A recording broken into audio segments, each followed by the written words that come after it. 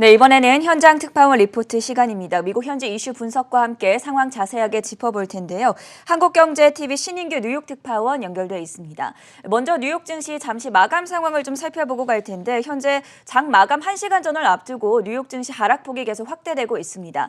다우 지수가 현재 300포인트 넘게 떨어지고 있고 나스닥 지수가 1% 넘게 약세를 보여주고 있는데 오늘 상당히 변동성이 큰 하루였죠. 은행주들이 좋은 실적을 공개했음에도 불구하고 대부분 약세를 보이고 있었고 다만 실적을 공개했던 뱅크 오브 아메리카와 모건 스탠리의 상승으로 마감될 것으로 예측이 되고 있습니다. 전기차 기업들 하락폭이 상당히 큰데 지금 테슬라가 3% 넘게 급락하고 있고요. 니오와 리비안, 샤오펑, 리 오토까지 모두 다 하락을 하고 있는 상황입니다. 조금 전에 뉴욕 증시 현지 시간 수요일 미국 증시가 마감했습니다. 일제히 모두 하락하면서 거래에 마쳤는데 신 기자 오늘 시장 흐름에서 가장 특징적인 부분들 어떤 것들 짚어보면 좋겠습니까? 네, 장 초반에 이 기업 실적 호조로 상승 출발했던 뉴욕 증시가 끝마무리가 좀 좋지 않았죠. 장중한 때 이 10년물 국채 금리가 연 1.9%까지 뛰어 올랐다. 현재는 1.83% 수준으로 내려오면서 이 출렁인 부분들도 한번 살펴봐야겠고요. 오늘 시장 예상보다 좋은 실적을 발표한 이 뱅크 오브 아메리카나 모건 스탠리 아까 앵커분께서 짚어주신 그런 몇 가지 은행주들을 제외하면은 대부분의 금융주들이 떨어진 것도 특징적인 부분이 될 겁니다. 상당히 불확실성이 조금 높은 장이었고 유가도 상승세가 계속해서 지속이 되고 있습니다. 서부 텍사스산 중진류 WTI 기준 전날보다 0.8% 오른 배럴당 85.5달러 선에서 거래가 되고 있고요.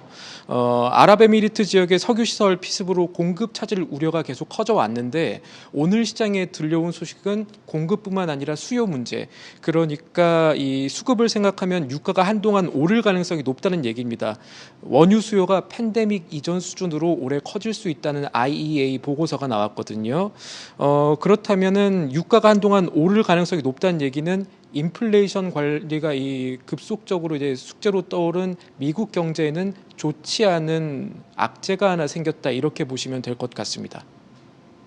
어제 워낙 미국 증시가 큰 폭으로 하락을 했기 때문에 검은 화요일이다 이런 평가가 나왔었는데 오늘 장중에는 좀 반등에 나서주나 싶더니 결국에는 낙폭을 확대하면서 3대 지수가 일제히 하락세로 거래 마쳤습니다. 최근 미국 내에서 연준의 첫 금리 인상폭에 대해서 여러 가지 예측들이 나오고 있는데 지금 25 베이시스 포인트냐 혹은 50 베이시스 포인트냐 논쟁이 이어지고 있습니다. 50pp 인상 가능성에 대해서는 현지에서는 어떤 반응들 나오고 있습니까? 네, 우선 짚어주신 대로 연준이 통상적으로 금리를 조절할 때는 0.25% 그러니까 25 베이시스 포인트, 25p씩 올리는 게 관례였습니다. 통상적이었습니다. 왜냐하면 한 번에 이보다 더 많은 금리를 올릴 경우에 시장이 받을 충격이 예상보다 클 수 있었기 때문인데요. 94년에 이미 그런 전례를 미국이 겪은 적도 있고요. 그런데 연준이 통상적으로 그런 식으로 금리를 올해 3차례 혹은 4차례 올린다고 해도 연말에는 연 1% 정도로 금리가 올라가는 건데 높은 물가 상승률을 고려했을 때 이 정도의 금리 인상으로는 여전히 실질적인 마이너스 금리 국면이 해결이 되지 않는 선에서 인플레 문제를 과연 미국 경제가 잡을 수 있겠느냐 하는 의문이 계속해서 나오고 있는 상황입니다.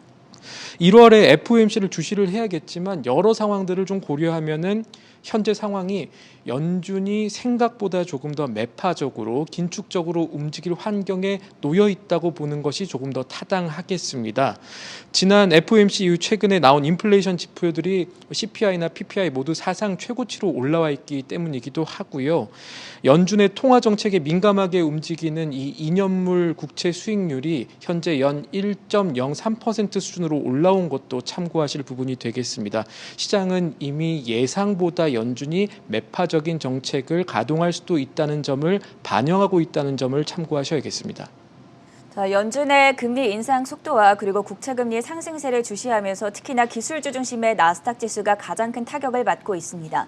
작년 11월 고점 대비 나스닥 지수가 오늘 10% 넘게 결국에는 빠지면서 조정장에 본격적으로 돌입했다는 소식도 함께 전해드리겠고요. 마지막으로 특징적인 종목도 확인을 해보도록 하죠.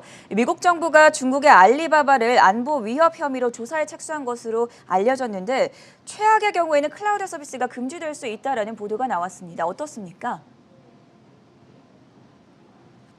네, 로이터발 소식이었습니다. 아직 조사 결과가 나오진 않았지만 이 결과에 따라서 알리바바 클라우드가 미국에서 이 영업이 금지될 수도 있는 가능성을 갖고 있다, 이런 얘기들이 나오고 있는데, 알리바바가 이 미국인의 개인 정보와 지적 재산권의 고객 데이터를 어떻게 관리하고 있느냐, 그리고 더 하나 중요한 것은 중국 정부가 이 데이터에 접근할 수 있게 되어 있느냐 하는 부분이 앞으로의 그 알리바바 추이를 살펴볼 수 있는 관건이 될 것으로 보입니다.